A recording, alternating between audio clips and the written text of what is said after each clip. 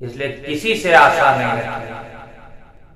जितना आशा रखेंगे इन संसारियों से, इन सांसारिक रिश्ते नातों से, आपको उतना ही कष्ट मिलेगा, उतना ही धोखा मिलेगा और उतना ही ज्यादा आपको रोने का मौका भी मिलेगा। इसलिए किसी से आशा मत लगाइए, किसी से अपेक्षा मत कीजिए, किसी से उम्मीद मत रखिए।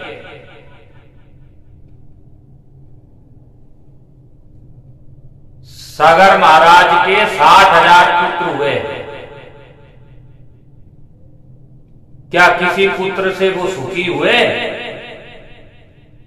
किसी पुत्र ने उनको सुख दिया? अरे हजारों में नहीं, करोड़ों में एक होता है श्रवण कुमार। कोई कोई होता है भगवान राम की तरह, कोई कोई। इसलिए बेटा बेटी में मत उलझिए, बेटा बेटी में परेशान मत होइए। इन जगत के रंगों को आप नहीं समझ पाएंगे।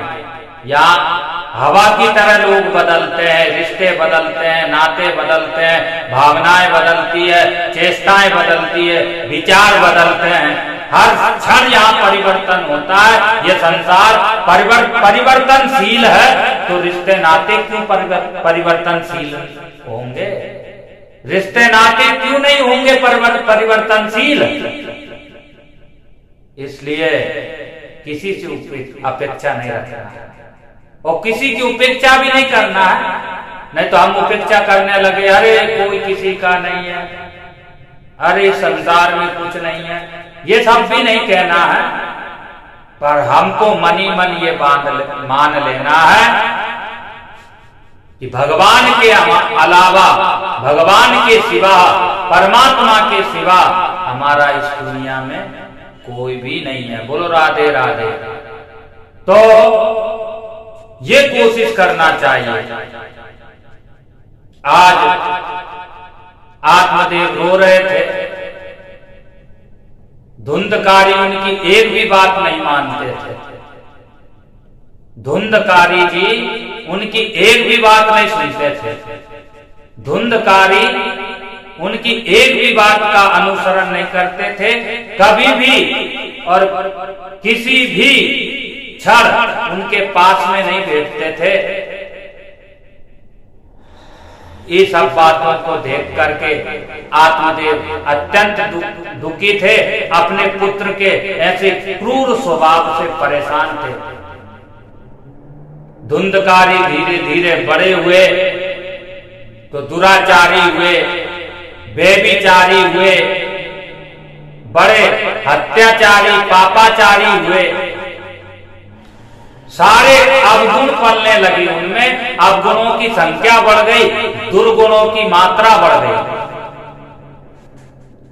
ताश वो खेलते थे, जुआ वो खेलते थे, सट्टा वो लगाते थे, सारे नशा करते थे, वेश्यावृत्ति वो करते थे, सारे खोटे कर्म किया करते थे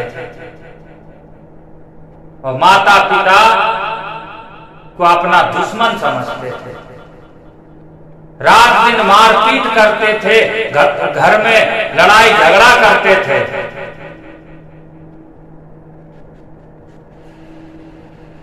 जब ऐसा व्यवहार देखा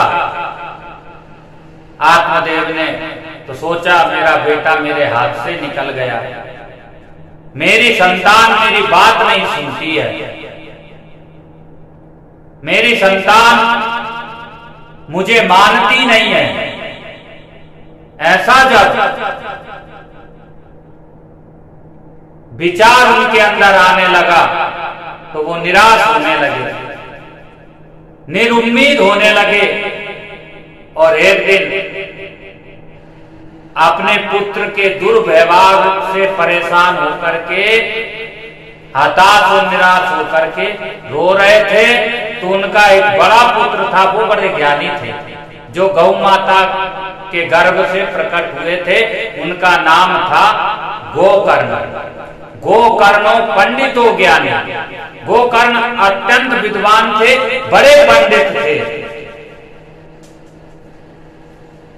धर्म अधर्म, नीति अनीति, कर्तव्य अकर्तव्य, नियम अनुशासन, झूठ सत्य, सत्य असत्य, वो सब मानते थे, सब जानते थे। पिता को एक कोने में बैठे हुए देखा उन्होंने, अत्यंत परेशान, अत्यंत टेंशन में अपने पिता को देखा तो उनके पास पहुंच गए और कहा, पिताजी आप क्यों रो रहे हैं? आत्मदेव ब्राह्मण ने सारी बातें तुरंत सुना दी और अपने पुत्र गोकर्ण से कहा कि बेटा, मैं तेरे छोटे भाई धुंधकारी के व्यवहार से और उसके कर्मों से अत्यंत परेशान हूं। मुझे बड़ा भयानक कष्ट है। तू सोच नहीं सकता है मैं कितना परेशान हूं, कितना पीड़ित हूं तेरे भाई से। मुझे पता नहीं था कि मेरी ये संतान इतनी नालायक होगी, इतनी बुरी होगी। मैंने सपने में भी नहीं सोचा था। अगर ऐसा ही पुत्र भगवान ने मुझे दिया और ऐसा ही देना था तो मैं बिना पुत्र के ही ठीक था। मैं निसंतान ही खूब था। ये दिन तो देखने नहीं पड़ते।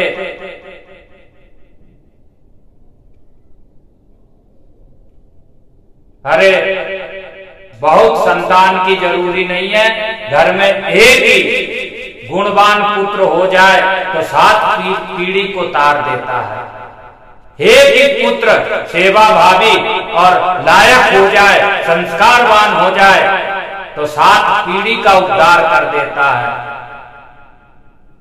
वो गधे के अनेक संतान होती है, अनेक बच्चे होते हैं। पशु के अनेक संतानें होती है, अनेक पुत्र होते हैं, लेकिन कोई किसी को नहीं तारता है। एक भी काम नहीं आता है बेटा बेटी। तो यहां गोकर्ण जी महाराज कहते हैं, पिताजी देह अस्ति मास रुधिरम। हे पिताजी, संसार के जितने रिश्ते हैं, जितने रिश्ते नाते हैं, सबसे जो आपकी ममता जमी हुई है, सब में जो आपने ममता बनाई है, उसका परित्याग कीजिए। देह अस्ति, देह अस्ति मास रुधिरः अभिमतम त्यज्यत्वम। हे पूज्य पिताजी, अपने शरीर से, अपने अंग अवयवों से आप मोह खत्म कर दीजिए। अपने आप से मोह मत रखिए। इस शरीर में है ही क्या? अस्थि मांस, मांस का लोथड़ा है ये शरीर। और इससे इस मांस के लोथड़े से हमारी इतनी प्रीत है कि क्या बकान करें तो समझ में नहीं आता। जबकि नाक में गंदगी, मुंह में गंदगी, मुंह बंद रखिए। रात में आप मुंह बंद रखते हैं, सुबह उठिए तो उसमें से दुर्गंध आती है आपके मुंह से। नाक में, आंख में कीचड़ निकलने लगता है। एक दिन भी नहीं नहाएंगे तो पूरा शरीर सड़ी हुई बदबू छोड़ता है। क्या है इस शरीर? तो पिताश्री, आप इस शरीर में जो ममता है उसको छोड़ दो, उस ममता को त्याग दो, मोह का परित्याग कर दो। ये शरीर नश्वर है, ये शरीर क्षण भंगुर है, इसलिए इसको छोड़ो। इसमें जो प्रीति है, इससे जो प्यार है, इससे जो प्रेम है, इसका परित्याग करो और प्रेम करो परमात्मा से। ये मोह की दो ही रस्सियां हैं पिताजी, एक तो देह से ममता और दूसरी देह के जो संबंधी है, शरीर के जो संबंधी है, उनसे ममता। ये दो रस्सियों के बंधन को काट दो तो निश्चित रूप से आप मुक्त हो जाओगे, विशुद्ध हो जाओगे, शुद्ध हो जाओगे और संत हो जाओगे।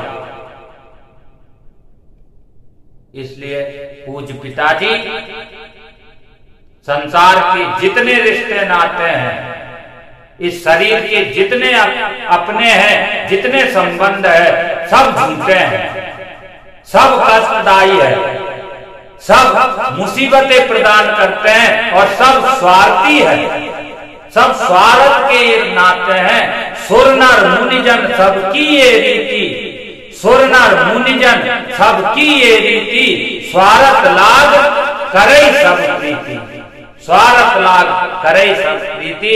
सब मतलब से, सब स्वार्थ से, सब जरूरत से, सब फायदा से हमसे प्रेम करते हैं। निस्वार्थ और निष्काम और निश्चल प्रेम कोई नहीं करता।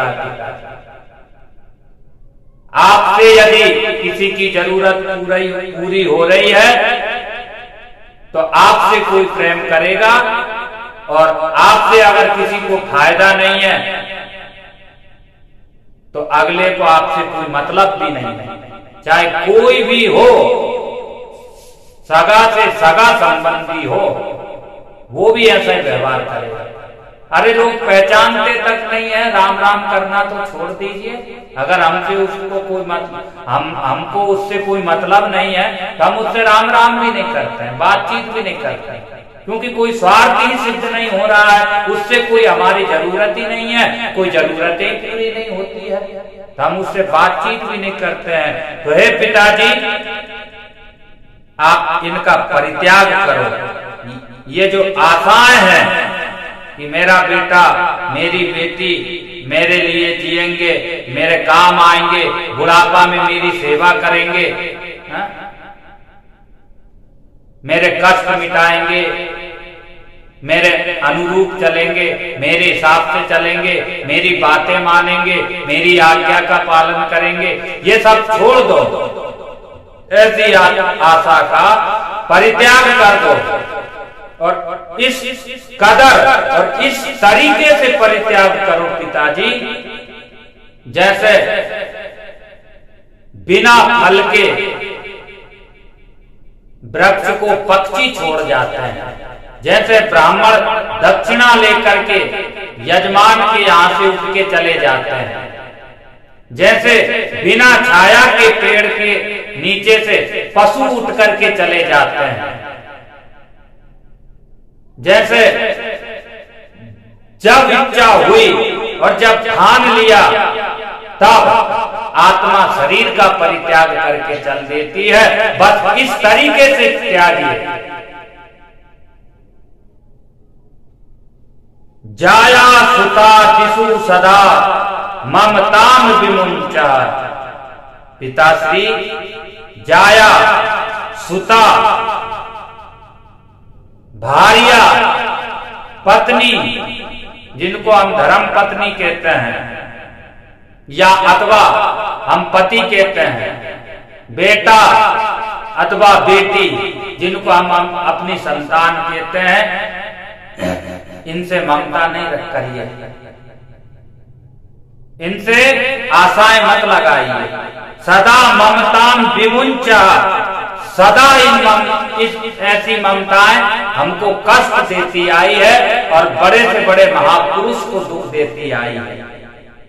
पश्यानिशम जगदिदम क्षण भंग निष्ठम, ये क्षण भंगुर है, ये परिवर्तनशील है, इनमें बदलाव आता रहता है, ये बदलते रहते हैं,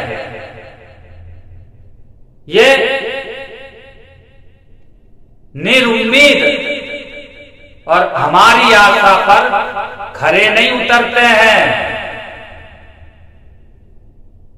इसलिए पूज्य पिताजी आप जो है वैराग राग रस को भव भक्ति निष्ठम, वैराग राग रस को भव भक्ति निष्ठम, आप वैराग की रस्सी में, वैराग के राग में रंग करके उसके रसिक बनिए, वैराग के रसिक बनिए, भगवान के भक्त बनिए, भगवान के हो जाइए।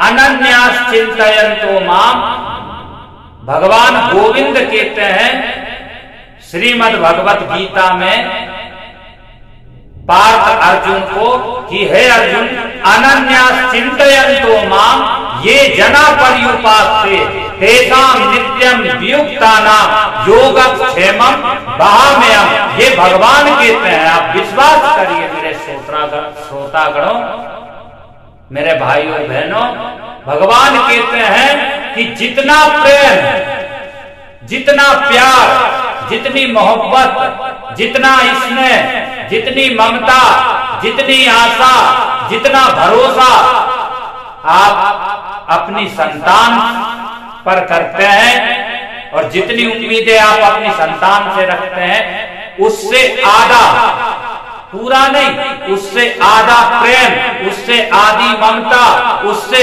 आधा जो है आप भगवान पर भरोसा कर लीजिए।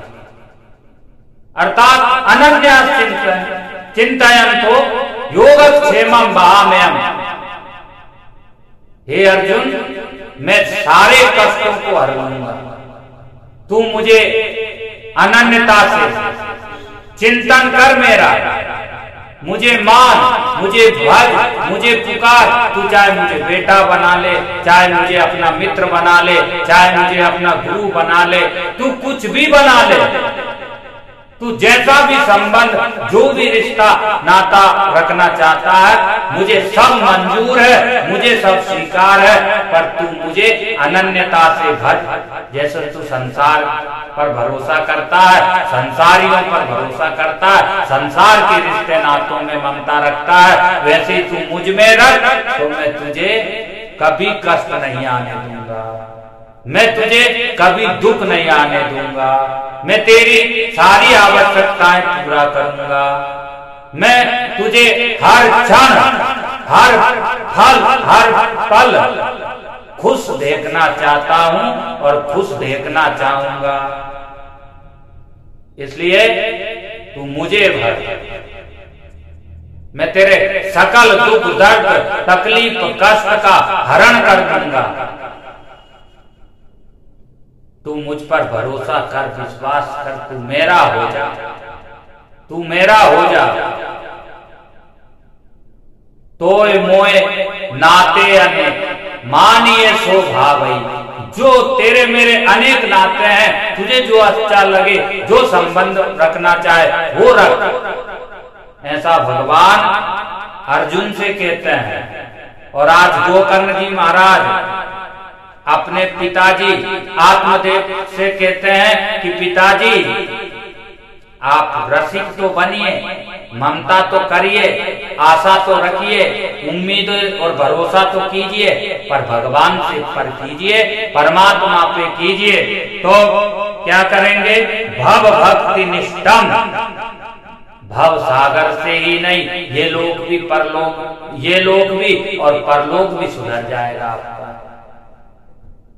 यहां भी सुखी और वहां भी सुखी हो जाएंगे आप। इसलिए निष्ठा भगवान में रखिए, भगवान पर भरोसा रखिए। तो जो माताएं बहनें और जो सज्जन धर्म प्रेमी बंधु हमको सुन रहे हैं, उनसे मैं निवेदन कर रहा हूं, आपसे मेरा आग्रह है कि किसी के कारण किसी के व्यवहार से आप दुखी मत होइए और किसी पर आप जो है निर्भर भी मत होइए, किसी के भरोसे भी मत रहिए, किसी से आशा भी मत रखिए, क्योंकि आशा रुलाएगी, आशा आपको सताएगी, आशा आपको परेशान करेगी, आशा आपको बार बार याद दिलाएगी और आप रोएंगे, आंख से आंसू निकलेंगे, आप परेशान हो जाएंगे, टूट जाएंगे, बिखर जाएंगे, बीमार हो जाएंगे। और बीमार हो गए तो कोई काम में नहीं आता है। अपना हाथ जगन्नाथ, ये बहुत बड़ी बात है। अपने को स्वस्थ रखिए, मानसिक रूप से खुश रहिए, शारीरिक रूप से स्वस्थ रहिए, तनाव और चिंता से मुक्त रहिए। और कल क्या होगा उसका तो आज मत करिए, भविष्य में होने वाली घटनाओं को अभी से क्यों सोच रहे हैं? खबर नहीं एक पल की, खबर नहीं एक पल की, मूर्ख मन बात करे तू कल की।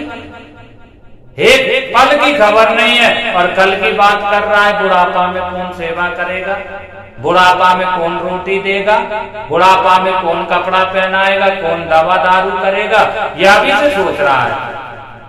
अरे ये कौन आपको गारंटी दे दिया कि आप पूरे होंगे?